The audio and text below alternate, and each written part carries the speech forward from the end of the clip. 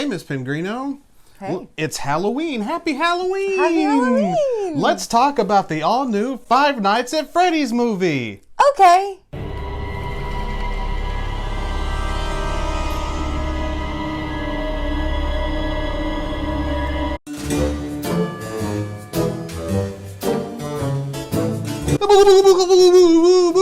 Scary! What was that I about? was a little out, so I pushed myself a little in. Oh, I was a little loud, so you pushed yourself in? A little out, so I pushed myself in. Like out of frame. Pushed myself in.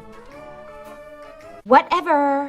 Anyways, happy Halloween, everybody. Happy Halloween! Ooh! Spooky. I'm sure a lot of you probably spent your Halloween fun over the weekend, which I hope you had fun. But some of you may be out there enjoying Halloween tonight, and if that's the case, happy Halloween. It is officially, yes, be careful. It's officially the big day, and that was terrifying. Yeah, I know. It was terrifying. I know. Sorry I had to do that, guys. That was terrifying. I don't know if we can recover from that. I'm terrified beyond the capacity for rational thought.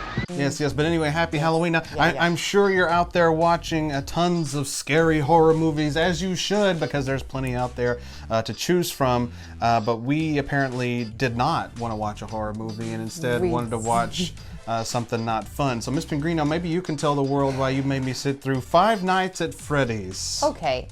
Well, they prefaced it to be a scary movie. Bullshit. Grant you, it is based off of like a teen video game. So I, being the non-scary person, thought, okay, maybe this is a scary movie that I can actually watch because it's made for teens. So, okay, I can do it. And now you see why it's made for teens. Now I see why it's made for teens. Before we go any further, I do want to point out my outfit here. Look, you like this jacket? This Spooky, is scary skeleton. Spooky, scary skeleton jacket. As we're recording this, it's about 1,000,000 degrees, so I may lose the jacket eventually. But I'm also wearing a Beetlejuice hat. Beetlejuice, one of my favorite, a more appropriate idea of like a horror movie that's not super horror. It's just more fun. Yeah. And I think that's what they were trying to go for with this movie. I think so. And I guess if you're a Five Nights at Freddy's fan, maybe that's what you're into. Not me so much. I mean, I like Five Nights at Freddy. I've never played the video game, but I like all the little characters. They're weird and creepy looking, and I've seen the video game. So I like the You've seen the video game. Seen the video game. You've never played it, but word gets back from those who have. Who are you, Jiminy Glick? Have you seen your genitals in the last few years? Is one question, because No, do you but have word mirrors? gets back from those who have. That they're there and they're proud. Miss Pengrino, this movie just wasn't it for me. I'm sorry. It actually wasn't it for me. So. It was just so bland for a horror movie. Well, and I know why, because it was done by Blumhouse and Universal. No offense to Universal, because Universal is the king of horror. They were the ones that started the horror genre on the big screen. They really did. It just seemed like more of a horror spoof movie. Not even a spoof, because at least they would have been like. That's like where it started going. Because Beetlejuice is a horror spoof. It's a horror comedy. Shaun of the Dead is a horror spoof. Repossessed is a great horror spoof. It stars Leslie Nielsen and Linda Blair. Linda Blair gets possessed again. Have no fear, my son. We have the Bible. We have our faith. And as a backup, these beauties. So I mean, that's like a fun spoof. But but Scream is also it's a horror spoof. And it's a horror movie, but it's like a spoof. It's a take on slasher movies of the 80s. So it's kind of like one of those. And now I'm sad because the Scream movies has Courtney Cox, and then that made me think of Matthew Perry. As we're recording this, the news of Matthew Perry just came out. So I really want to believe it's a lie. I want to think it's one of those faux death things. I really celebrity death. Believe that. Yeah, but I don't think that's the case. But anyway, we're getting off topic. In a hot tub. We're getting off topic. Yeah, we are. Pengrino, Sorry. what did you think overall of Five Nights at Freddy's? So it wasn't a horrendous movie. That's a great way to start. That's a great way to start. Oh, somebody kill me, please! The beginning was super slow. It took forever to like get into it, get where we were going. Most of the movie was clunky like that. Yeah, it No was pun very intended. there was not much flow. It was very, this is this point. Okay, now we're going to this point. Great, now this one, and we're done. Okay, girl, bye. It's just it's a slow burn, and it's a yeah. slow build, which again, in terms of a horror movie, that's good. You kind of want that slow atmospheric build, and I thought maybe this will pay off. But it was not like a cohesive build. It wasn't the build didn't make a lot of sense. We were going to flashbacks with him. We were going to flashbacks at Freddy's. We were going. It was a lot. It was a lot. It was a lot to go through. It was a lot that sort of came together. For the bad guy, won't spoil it for you, but that was easily guessable, which is kind of sad. Yeah, we'll get more into that. Yeah. But getting back to what you're saying, that it was more scary more silly than scary. Yeah. Yeah. I mean, again, I know that, like you said, it's more for teenagers, it's more for the kids. It is. But, like, there wasn't a whole lot of horror. They made it seem from the previews there was going to be a lot of jump scares. There were not. Thank you. There were, like, 2. There was 2! Yeah. And one was really great. It was very horrific, the jump scare, what happened. And there was a little gore in it. Yeah. But for the most part, you know, it was very tame by horror movie standards, which again, it's aimed at kids. You want it to be slightly tamed. And I'm glad that, because there were a lot of kids in the theater when we saw the movie. I was not expecting that many kids. There were so many kids in the theater. Which I could have strangled a couple of them. That's also something for us. whole- We always have a bad theater experience, I feel like, a lot nowadays. Anymore, it seems like we get there's always rude ass people, which grant you these were kids, like what are you gonna do? They're kids. But yeah, but it was a lot this time. It was a yeah, lot to so deal like with. very mild gore, which obviously because it's a kids movie, that's probably a good thing. Although that's normally the scare movies that I can handle is all the gore, because Really? I watch murder stuff. So Well, but see, I can't stand those because I'm just like, I don't need to see that. yeah, Give me an I can see that all the See- time and it's fine. And when I think of really good horror films, I think of like good atmospheric horror, kind of like, because over the course of the last few days leading up to Halloween, I've been rewatching the Frankenstein movies. Yeah. I've been rewatching them, and you know, they hold up because they are very creepy atmospherically, especially the first one, because the first one was made in 1931, and this was when the talking picture had just really went full force. When the talking started. So there's lack of score because they didn't think to put, music in during, horrific scenes or anything. Yeah.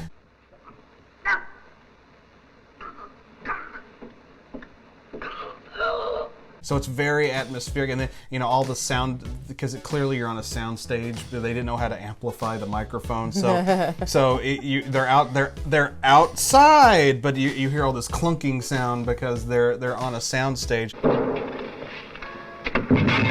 Careful.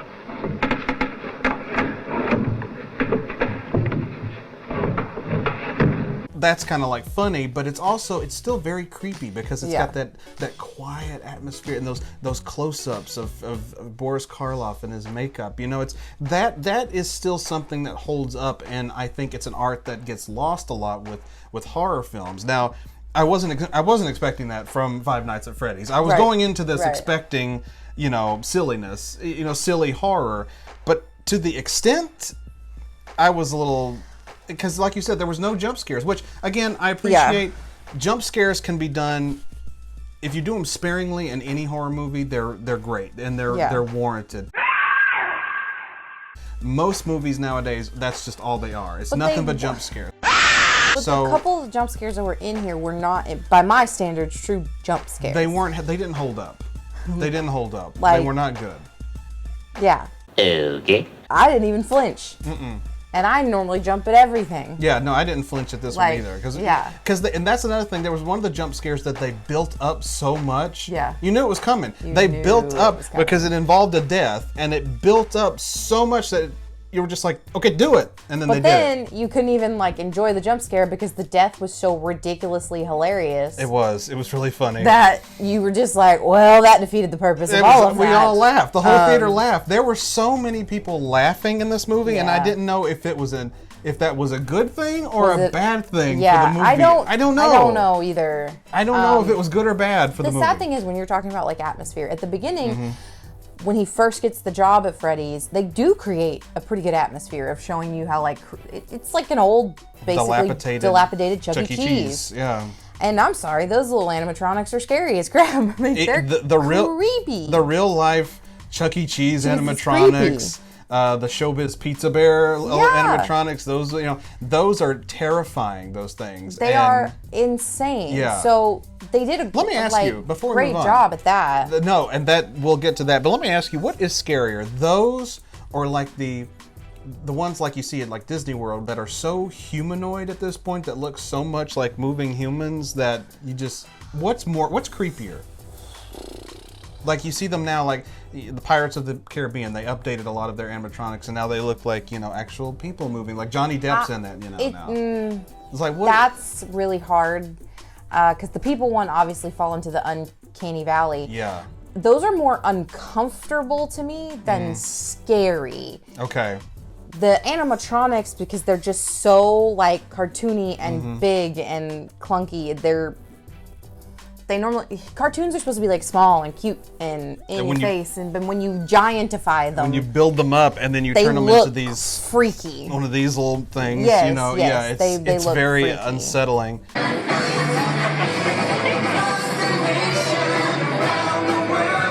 Yeah. No, but now getting back to your point, that was the highlight of the film, how well they put together these animatronics.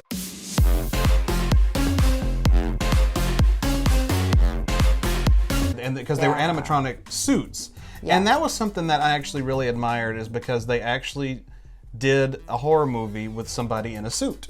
How long has it been since you've seen a horror movie where people dress up? Early 2000s? If even that. Like maybe the 90s. I always think about Alien, the Alien movies of the 70s and 80s, because that was a guy in a suit. That's a guy in a suit. That was a guy in a suit. But like they shot it in ways that you didn't think about it. Like you didn't think it was a guy in a suit. You just thought that was a real scary freaking alien. Scary alien. So they really did great work with that. But so this kind of took me back to that element where I was like, that's nice. They did. Put a guy in a suit. They put a lot of effort into that.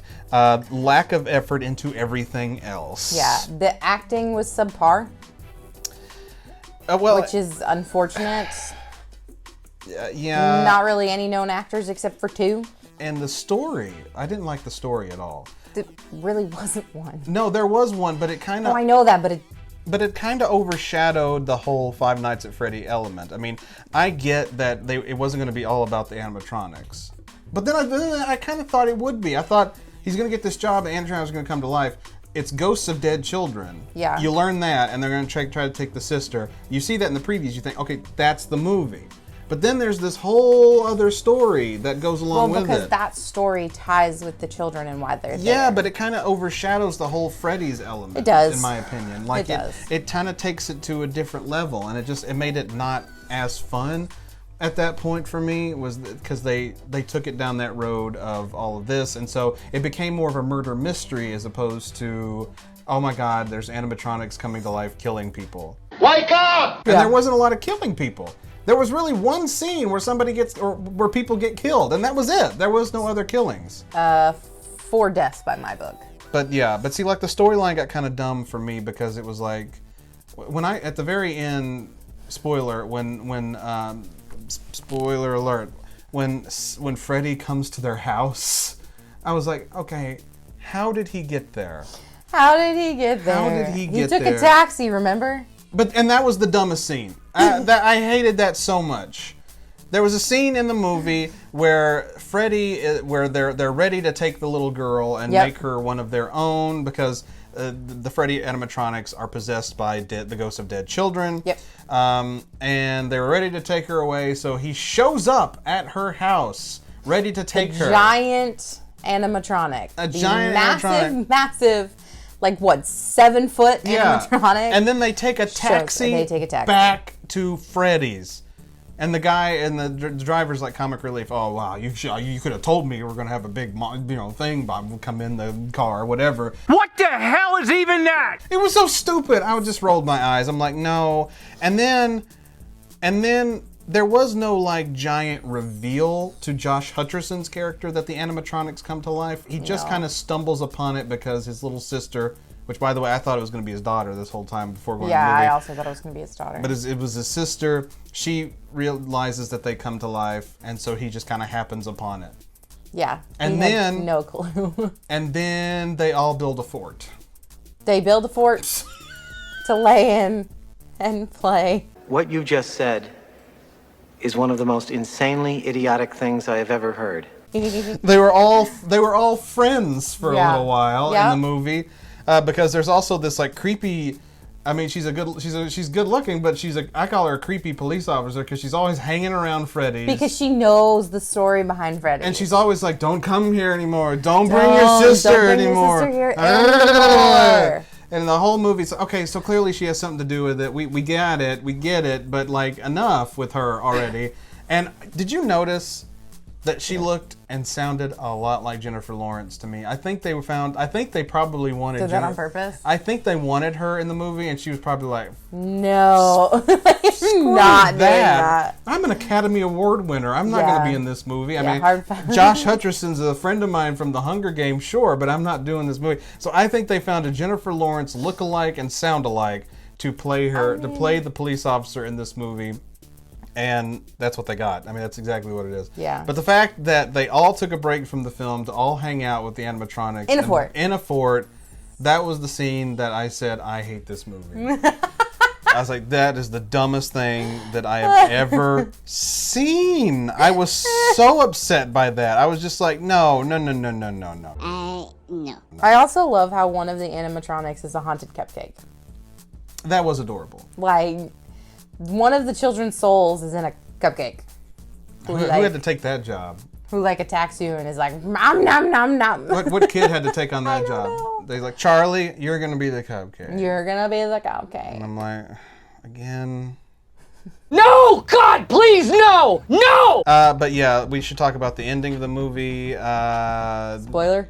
I know, let's not spoil it, but just like A Haunting in Venice, you can see the twist of this movie coming from a mile away. I mean, literally from the beginning of the movie. From the beginning of the movie. Listen, there's only a handful of people in this movie. That's another thing. You know, you never saw, you saw her, but you never saw a single other police officer in this film. She was like she was like Barney or Andy. She's the only police officer in that town, apparently. Town of Mayberry's real small. Yeah, apparently. And only need one popo. And then so the cast list was very small. Yeah. And they didn't branch out to like people you didn't know in the movie. There's was the cast. There's not even like a lot of extras. No, that like, was the cast was the cast. Yeah. And you know throughout the whole movie that someone is responsible. Someone did this. And then there's one character who's acting weird from the very beginning of the film, and you only see him for a few minutes, and you're like, okay, he's the bad guy. He's the bad guy. And guess what? That's what happened. That's what happened. He was the bad guy. It was just it's funny. So like, he won't say Josh Hutcherson's character's last name. And you wonder why. Mm-hmm.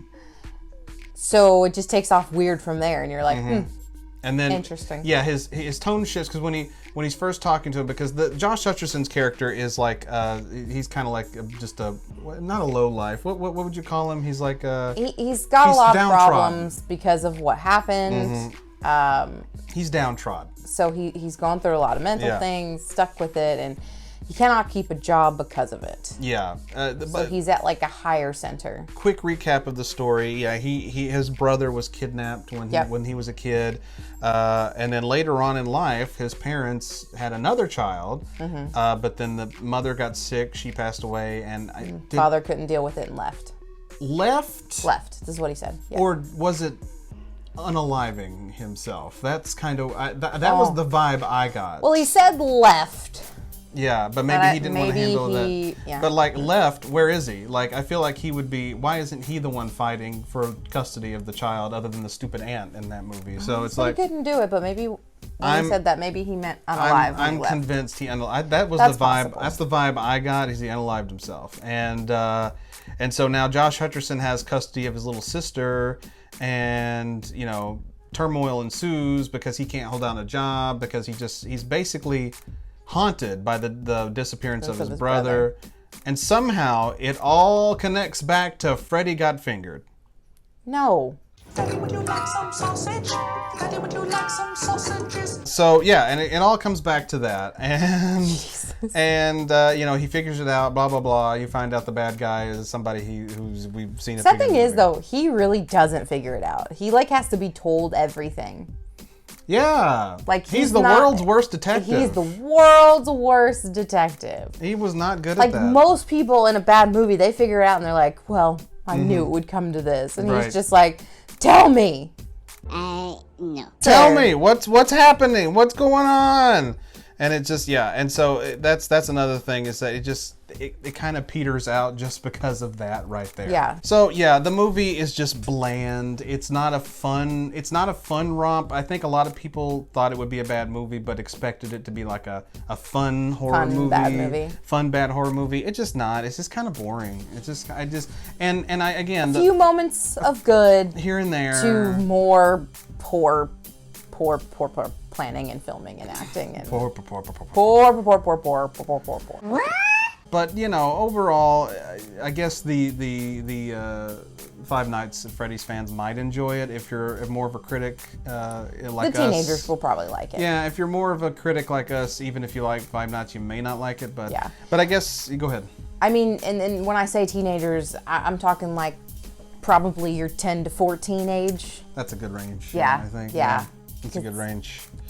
Probably once you hit the 15, 16, you're like, this is bullshit. This is bullshit. Yeah. Bullshit. So that leads us to recommendation time. Ms. Pengrino, would you recommend Five Nights at Freddy's? If you have a child between the age of 10 and 14, who likes scary things. Or like Five Nights at Freddy's. If you've played the Five Nights at Freddy's video game, or you have a child who's played Five Nights at Freddy's, maybe they'll like it. I don't know. I don't even think if you don't have the child and you've played the game, you'll like this. No, if you're... you really need a child between those ages. Yeah. They will find it funny / scary / weird, so they will be attracted to it. But I feel like once you hit the age of 15, your brain's kind of like... This is your typical... This is not what I expected. This is your typical, like, 1980s, 1990s kids going to the theater to see a scary movie type film. Because, the kids will love it, but the adults are just rolling their eyes. And that's what we were doing. We were just kind of rolling our eyes. This is like, that first movie when you're just old enough that your parents are probably sitting about 4 rows behind you. Or maybe they dropped you off. And it's the first one you actually get to see. Mm-hmm. One of those kind of experiences. But, for people our age, it's just... meh. No, it just wasn't enough for me. It wasn't even like where you could call it a good movie. Like sometimes they're at least good movies, but... Yeah. Not in this case. I just wasn't impressed. So it's a sad day. But if you want to see it, it's out there. It is. Five Nights at Freddy's in theaters now. Ooh.